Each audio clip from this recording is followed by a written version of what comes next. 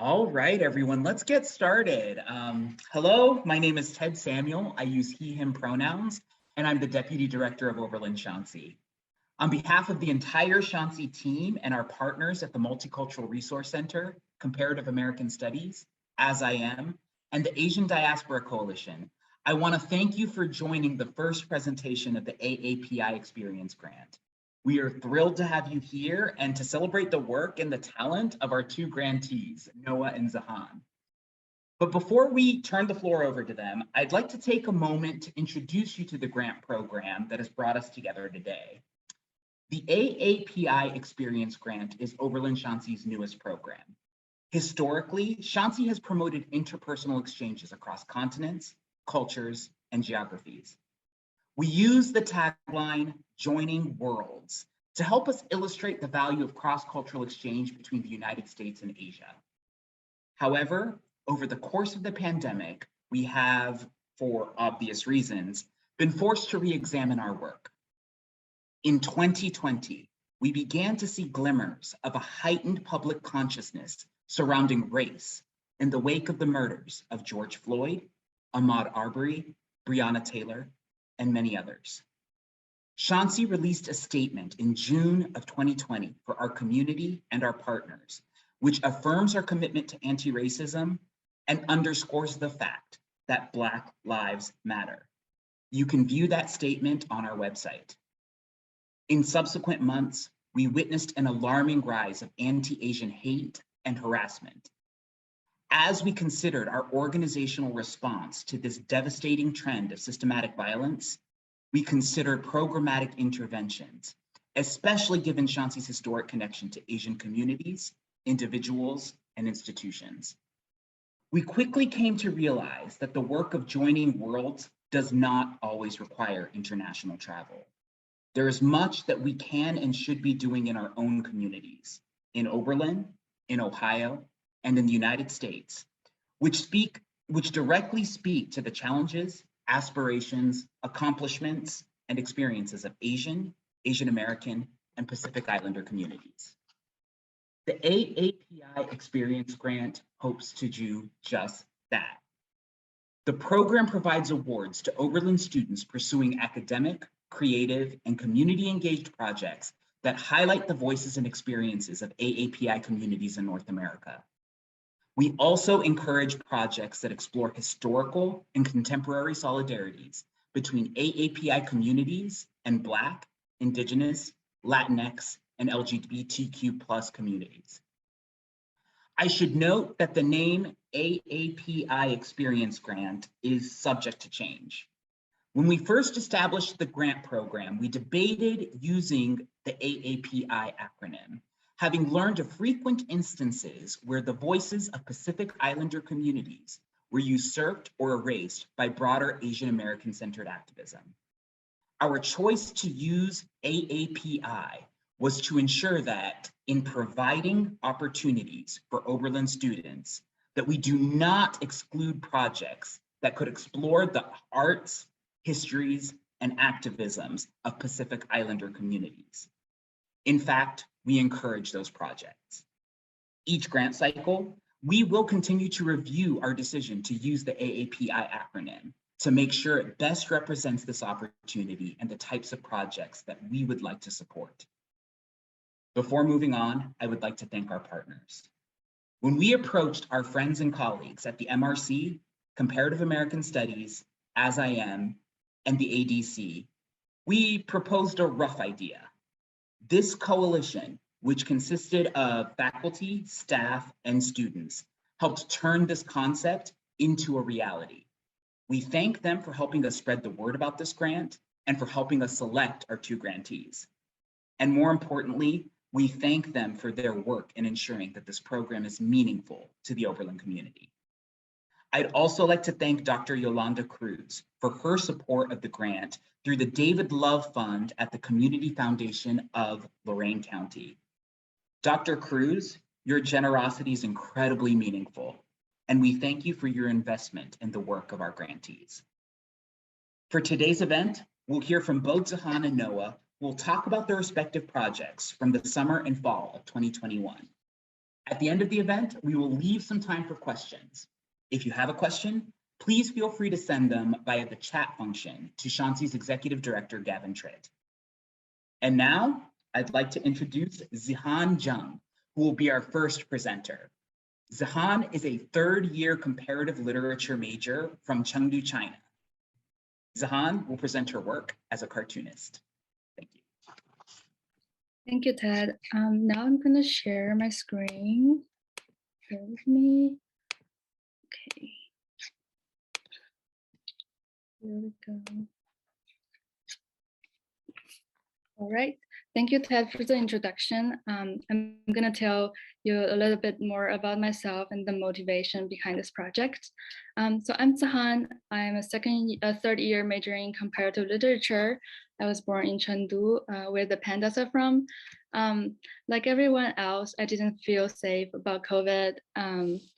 And with the news about anti-Asian crimes and the hateful social media posts hanging around, and conversations with my friends in the US who experienced different degrees of discriminations, I started thinking more about questions of racial prejudice.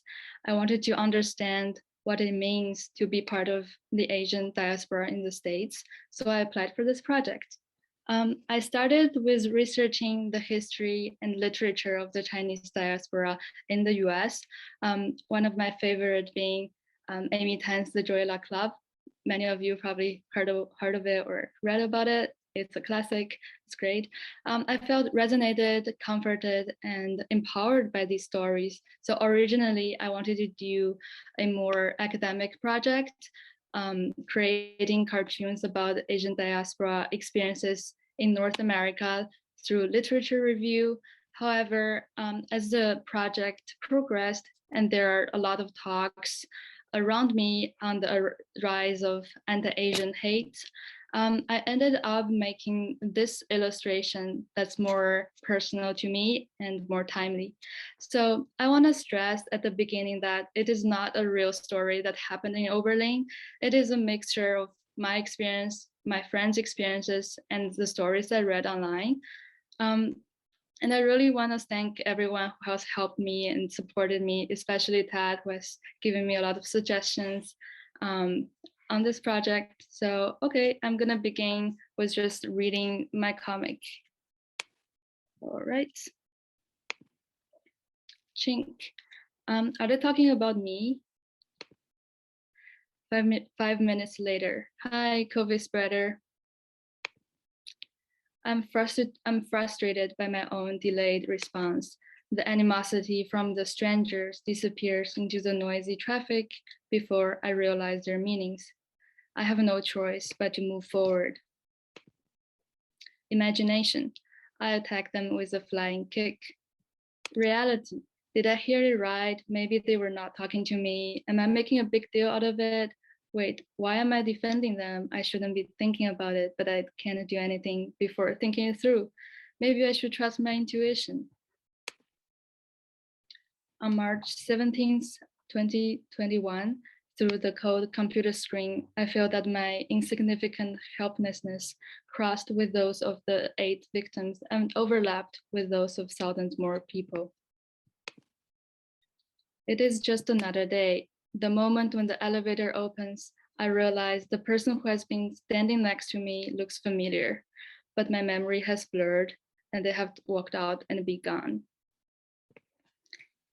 And yeah, so that's it of my comment. And now I'm going to give the floor to Noah. Thank you for listening. Thank you, Zihan. That was wonderful. And if you have any questions for Zihan, please feel free to send them via the chat function to Gavin, and we'll get to questions at the end. But now I would like to introduce Noah. Noah is a 4th-year jazz studies major with a minor in East Asian studies from Amherst, Ohio, and he will be presenting his autoethnographic work on Japanese American music production. So over to you, Noah. Thank you so much, Ted. Yeah, just thanks to everyone for making this happen. It's been a really great experience. Yeah, I mean, Ted already said who I am, so I'll just jump into the project here. Let me figure out the sharing. All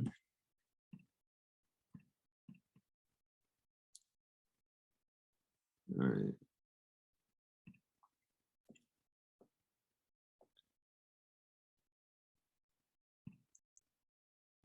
All right. Is it working? All right.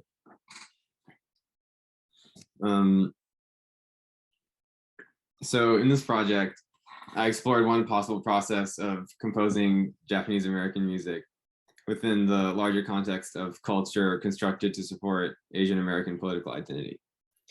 So, so what I did was I read primarily literature on Asian American music and the shakuhachi, which is the Japanese bamboo flute that you can see in the picture there. And then I connected these two bodies of literature using my personal experiences by writing Autoethnographic Reflections. And then I composed 3 pieces of music based on that knowledge that I gained and recorded them. And then I wrote this paper, which is explanations of my compositional inspirations and intentions, and also more general theoretical discussion about approaches to Asian American music.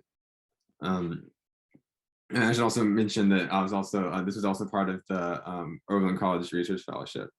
So yeah, so I was here in the summer for a couple of months doing, so I was also working with that for this. So, so these are the 3 compositions in the project. On Childhood Colored by Sanguine Blues, Spill Your Guts, and Meditation or Mediation in the Coolest Summer for the Rest of Our Lives.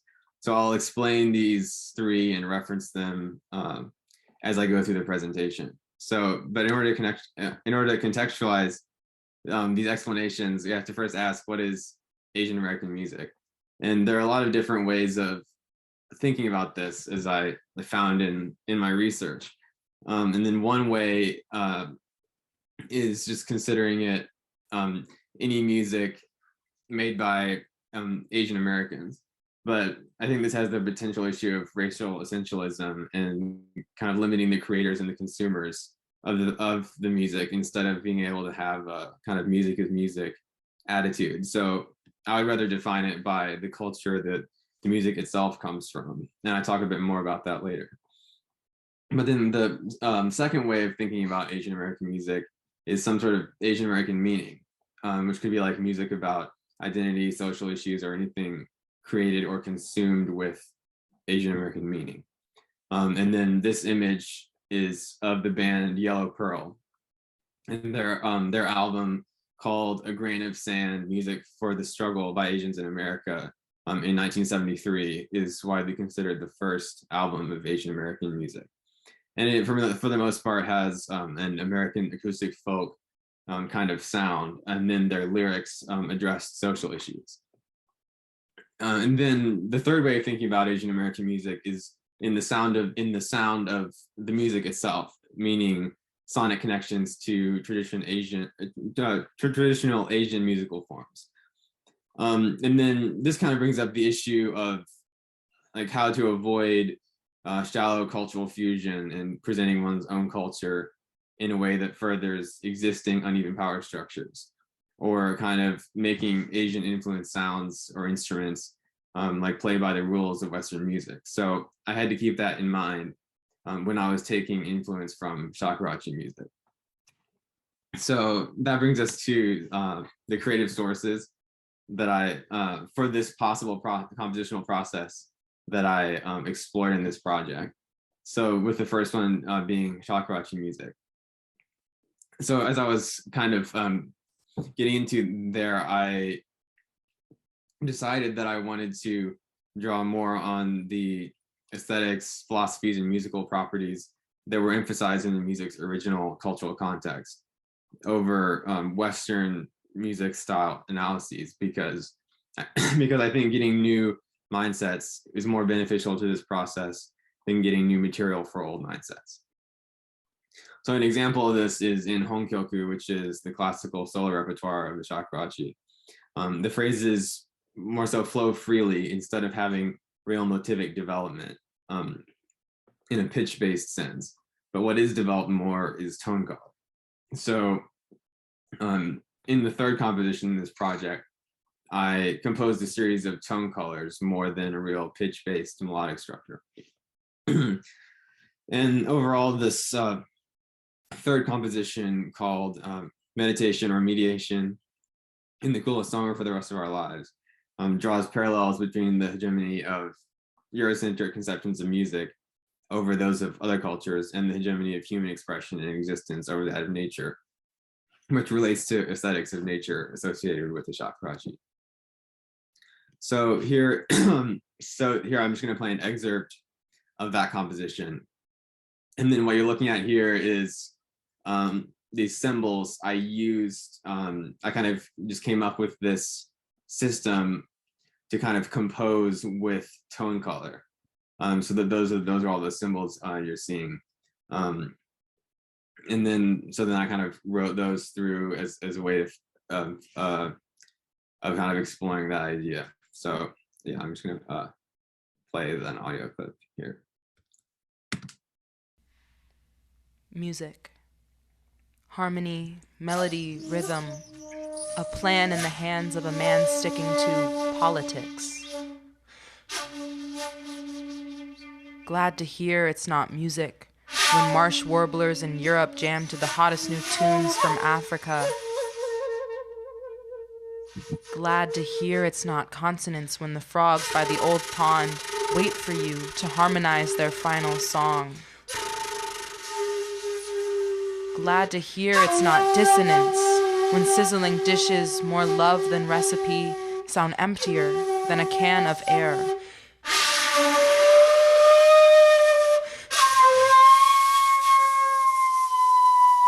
Glad to hear it's but a degradation when my fingers chase dexters or birds, or the birds dreaming about flying away to somewhere I might never see.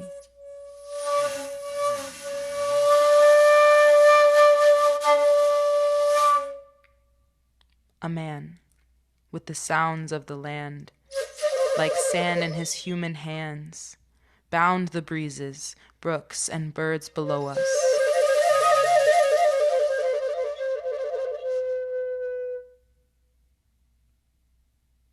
So when the ocean burns, that must be music.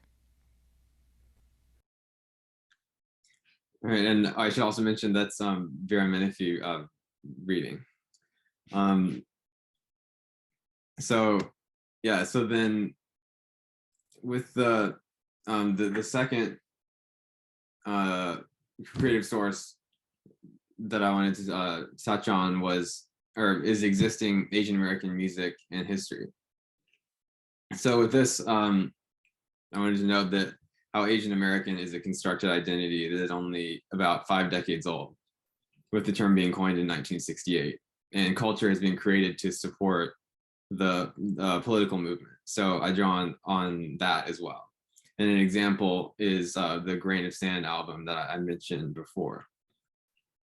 However, there's a lot of heterogeneity under this term Asian American, and certainly some inequalities. So in terms of the way that people have been represented or misrepresented. So this makes some people prefer to identify with a more specific ethnicity and don't really feel represented by the term Asian American.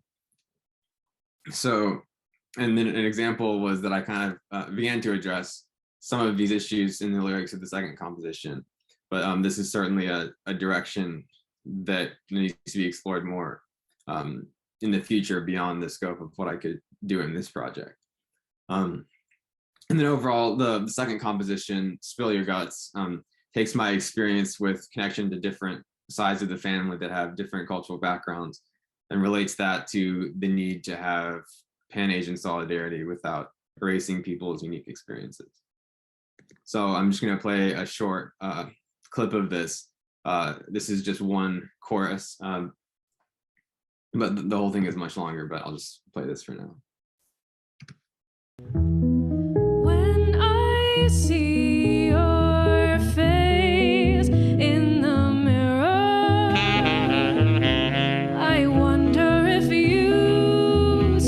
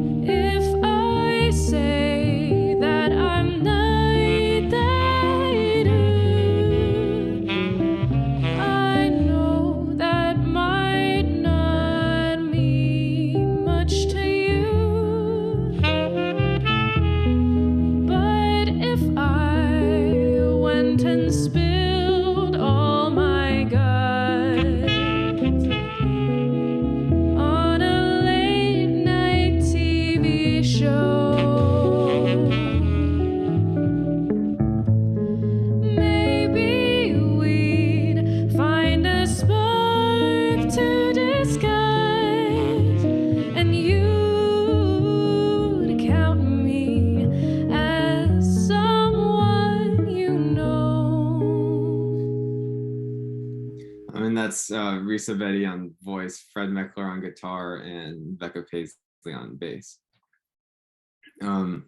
So yeah, and then that brings us to the third creative source here, which is Black American music. And this is because many Asian American political and musical developments have been inspired by African American ones. And this image is of Fred Ho, who over the course of his career used many different terms to describe his music, but one of them was Afro-Asian New American multicultural music. And yeah, he's been a major inspiration for a lot of this work for me. And something being Asian American music doesn't deny the importance of African American influences, because the two aren't mutually exclusive, and it's important to give cultural credit.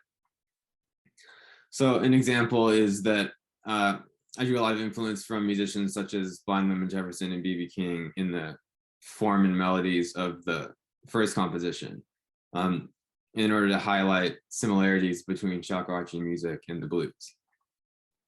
And overall, the first composition, On Childhood's Colored by Sanguine Blues, explores aesthetics of silence and ambiguity as they relate to the artistic expression of Japanese American experiences.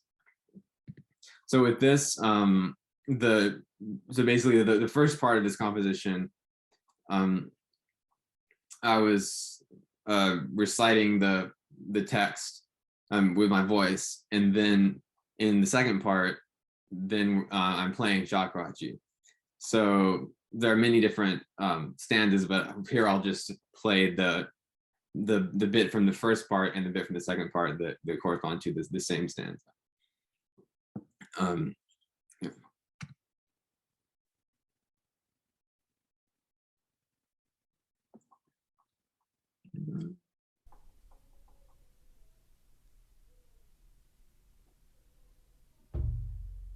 Move through the blues together. Through togetherness, the blues move. The beat dances to you.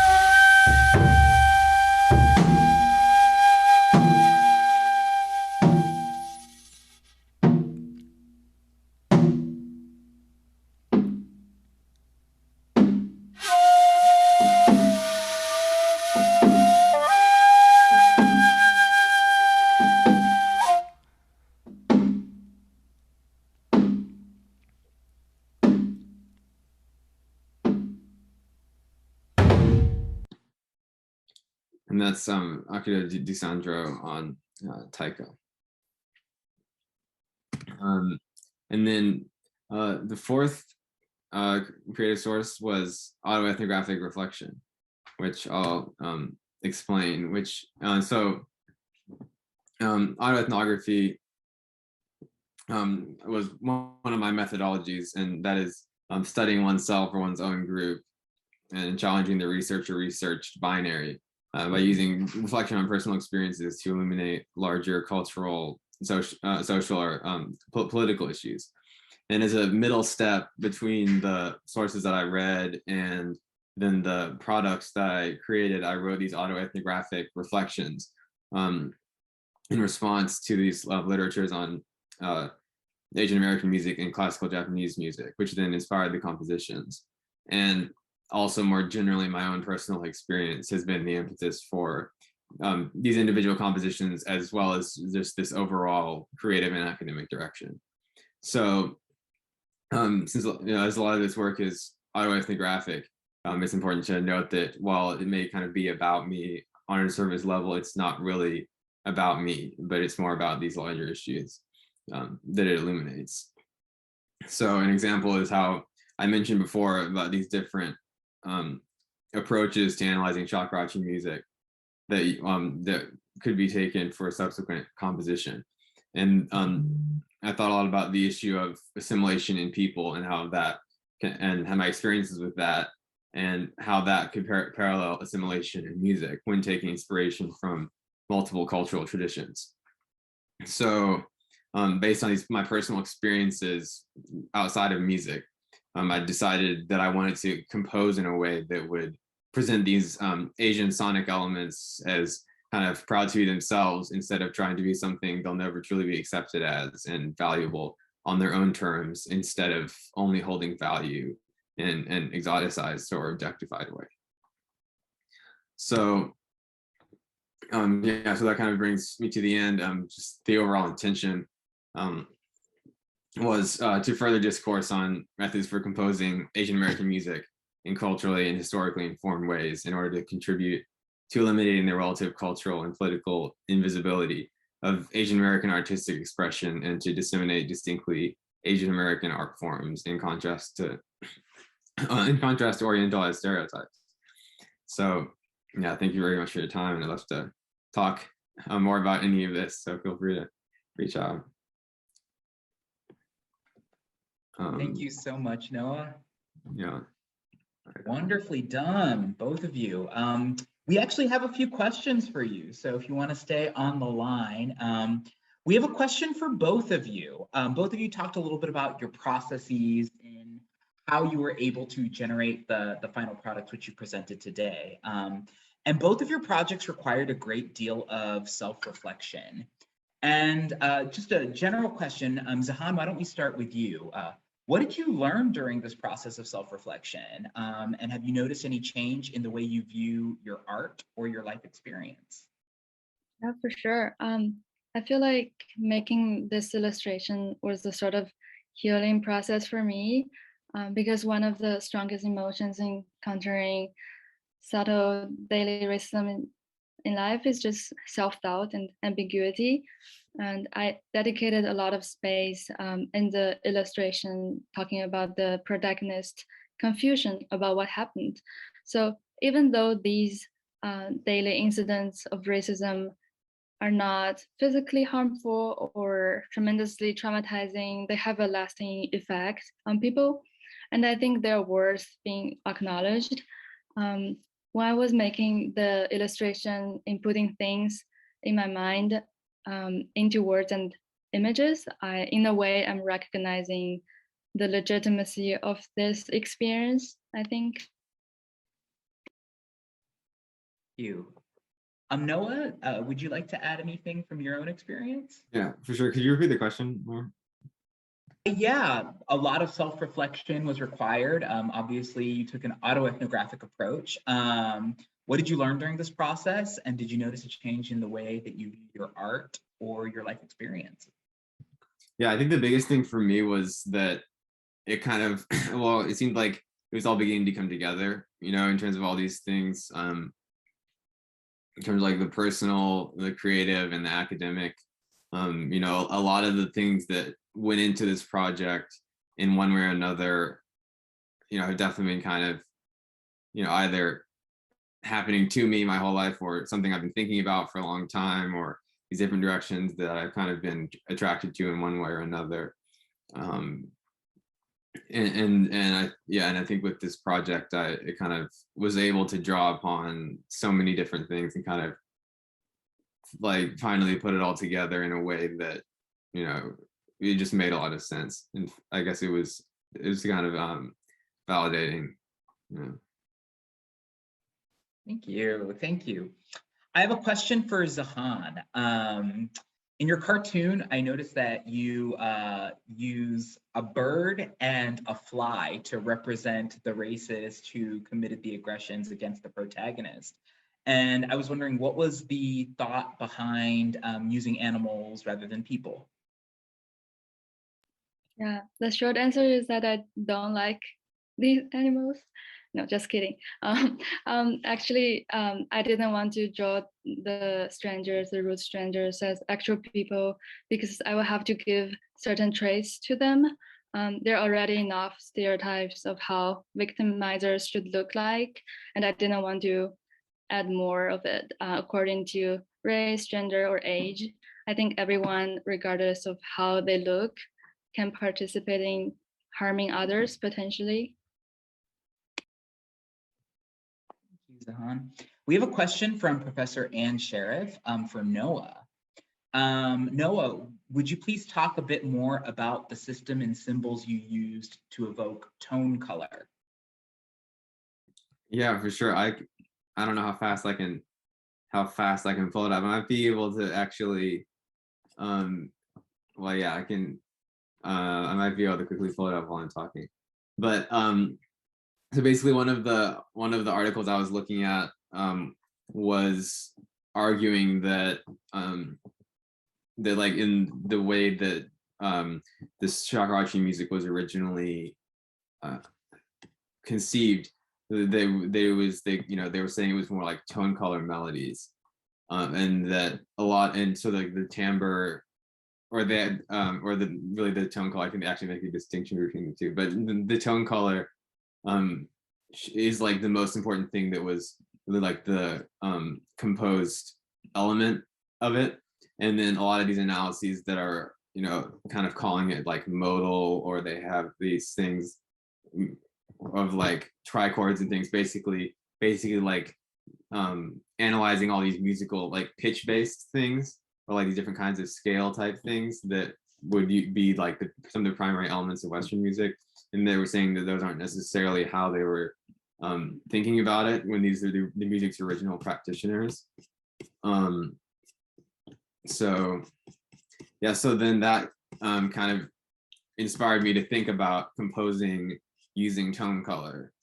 And then, but you know, a lot of these systems are, you know, not necessarily, or you know, that I might be familiar with are not really like that's not necessarily centered. So I decided to kind of come up with this system. I mean, it's not necessarily a foolproof system. I think it kind of just worked for this one thing, but I could, maybe I would expand it in the future. But yeah, so I just came up with this to just for the purpose of this composition. Yeah, I got to it. I can share the thing. Yeah, let's see. All right. You see the can you see the table now? Yeah. So this is just like inside my paper, but basically I just had these different symbols that I came up with, and then I was and a lot of these were techniques mentioned in the article, and also just like things I'm familiar with from studying the music. And then yeah, I just kind of came up with just these random symbols. Well, not random, they were meant to actually have some relation to what it is. But and then when I put it in the, oh, it's sideways. But when I put it in the thing, then as we kind of progress through the text, then I kind of put the symbols around it to indicate what I would play. Thank you, Noah. Another question for Zahan. On the last panel of your cartoon, we see the protagonist in a closing elevator. And what was your motivation behind that panel? Yeah, people who are familiar with MUD library may recognize that the last scene is from a MUD library for the third floor. I came up with this idea of incorporating this image when my friend Han pointed to the sign east-west for me. Maybe I should show it later when I was scratching my head thinking about how to end the story. Of course, that MUD, that sign is it's just a sign navigating your way in the library, but at that moment it just kind of like, it was just very ironic to me, pointing the east and the west as opposite directions. Maybe I should share my screen to, let's see. Okay, sorry, bear with me.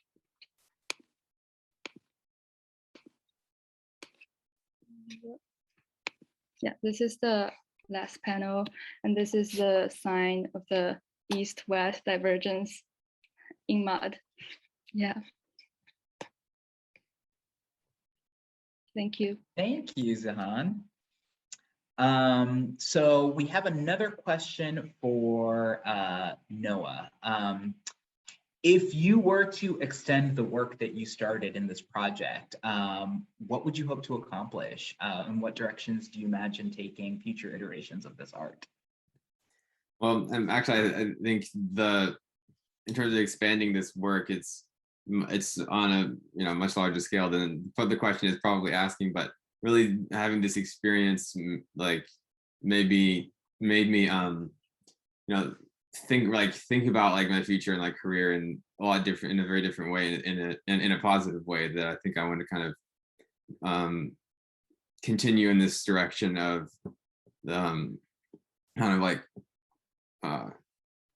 fundamentally interdependent creative and academic work, and exploring more of these questions of Asian American music and things like that. So yeah, I definitely want to keep going with this, and yeah, I'm really glad that I was able to do this, because yeah, it really helped me think about what I want to do in the future. Thanks so much, Noah. I have a question for both of you. For this grant, we would have sponsored academic projects, we would have sponsored more community engaged projects, or creative and artistic projects. And you both chose to do artistic projects. And it actually speaks really well to what we hope this grant would accomplish. So we're really thrilled about that. So the next question is simple. Why art? Why is art useful in talking about Asian American stories, experiences, histories, and activisms? Could we start with Noah on this one? Sure.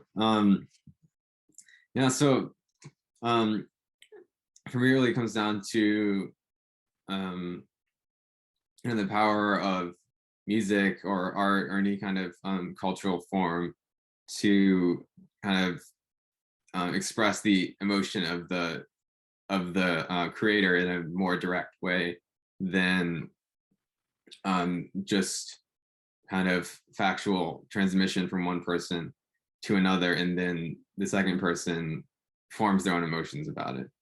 But then with art, I think there's more of a possibility to kind of express the emotion in the work, and then any experiencers of the work can then have more of a sense of how the person's of someone's experiences and emotions, and then I think that can be useful if they relate to it, and then they can that can be the positive, or if they don't relate at all, and then they're able to kind of gain some insight into someone else's experience that's completely different from theirs. And also in terms of art, connecting to some of actually the research and stuff that I was doing, there's this, of course, the idea of if something is just plainly there, someone might be a bit close-minded to it, or they might just reject it offhand, but then if it could be a bit more ambiguous or kind of interpretive, then they might not reject it and they might kind of sit with it a bit. And then the emotion of the creator, they might experience that emotion and then relate, and then they might, you know, kind of gain a broader perspective. Thank you, Noah. Zihan, do you have any thoughts on that question? Yeah, for sure. Yeah, English is not my native language. So even though I'm used to writing academic papers in English, when it comes down to, you know, personal stories or emotions, I feel like it's not enough. So with images making, you know, making the illustrative narrative, I just feel like I can express myself more with this medium. Thank you both. If there are any other questions, please feel free to send them our way. One question that we got was, will Zihan publish this work digitally or in hard copy? We will definitely, at least from our end at Shansi, make sure that Zihan's comic is available, as well as some of Noah's work, if he allows us, to post on our website. And as I Am is one of our partner organizations, we're hopeful to feature Zahan's work there. And if you are a donor to Oberlin Shansi, you may see Zahan's work in our next annual report. Any other questions? I think that pretty much wraps up our event today. Gavin, would you like to say something? I want to thank everybody for coming, and especially, of course, want to thank Noah and Zahan. I really enjoyed the presentations, and it left us all, I think, with a lot to think about. So you really, I'm really grateful to both of you for helping us get this new initiative off to a really dynamite start. So thank you both. And thank you, Yolanda and Linda and Ted and everybody who joined us today. And tune back in about 6 months for the next round of grantees doing their presentations. We don't know who they are yet, but we'll be showing them off. Yes. If you know anyone who's interested in this grant, we have another deadline coming up on December 13th. So please feel free to send them our way, and we're happy to chat about this grant. And yeah, 6 months from now, we'll have another one of these events. Thank you so much. Take care.